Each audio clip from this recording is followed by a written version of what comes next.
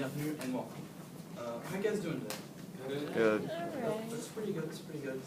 I'm Paul, and who has seen the Tintin, The Adventures of Tintin from Steven Spielberg? And the Smurfs from Gaspanolo? I think I've seen the Smurfs. Right, Was the it Smurfs? the cartoon one? Yeah. Yeah, the one in New York with Patrick. Neil Harris. Patrick Neil Harris. No.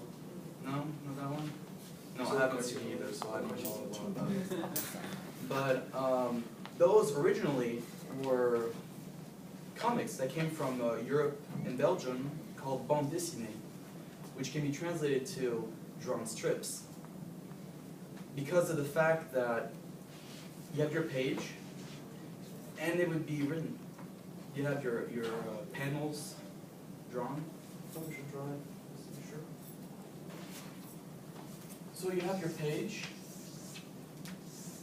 and then you would have one panel, then you had a smaller panel, maybe another one, and then maybe, let's say, a big one. And they would all be in a line like this. So that's where the name comes from. This started in the 19th century, around World War I, and they were pretty small at the time. They weren't even bigger than a page. Then, during the early 20th century, they started expanding, and they were only in newspapers, monthly journals, and weekly journals. Then, in 1900, they started going to the album format. The album format is like this.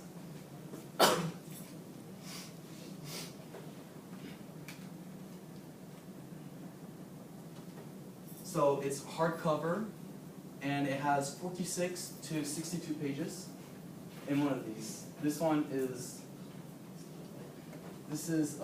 Lucky Luke. It was written by Maurice and Goscinny, who was the writer, and Maurice drew all of this. It's about this cowboy guy who can shoot faster than his shadow. No, it really is. It really, really is. And this one's about, as you can see from the title, Jesse James. So it's a fictional story about it. And there's multiple categories. There's adventure, science fiction, historical, and stuff. And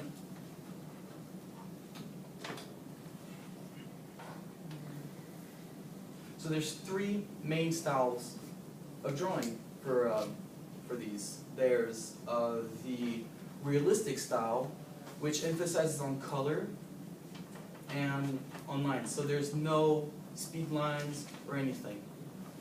So this would be an example. This machine is so cool. So this is Torgal. It's based in ancient times, during the time of the Vikings, Roman Empire kind of at the time. And it talks about this man that goes on this adventure. And he meets people, and he kills stuff. That's what it's about. Then there's the comic dynamic style, which is exaggerated with different line lengths. This is a good one.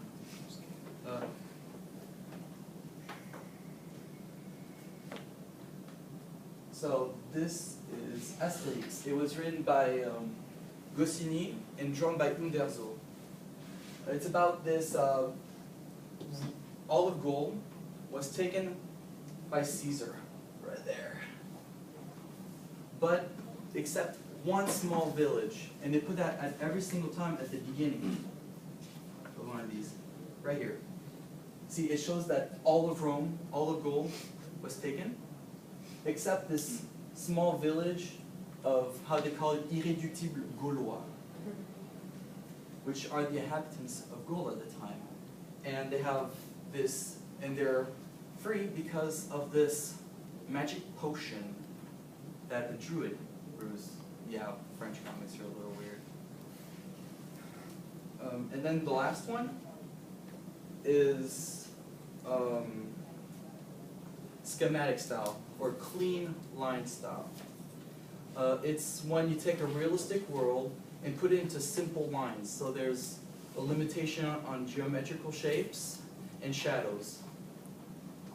Tintin from Hergé is one of these. It's one of the best examples for it. See, the characters are simple, though it's a realistic world. You don't see a shadow, well, obviously because Derek's on a tomb, but there's really no shadow to it. The shapes are very, very simple. There's no,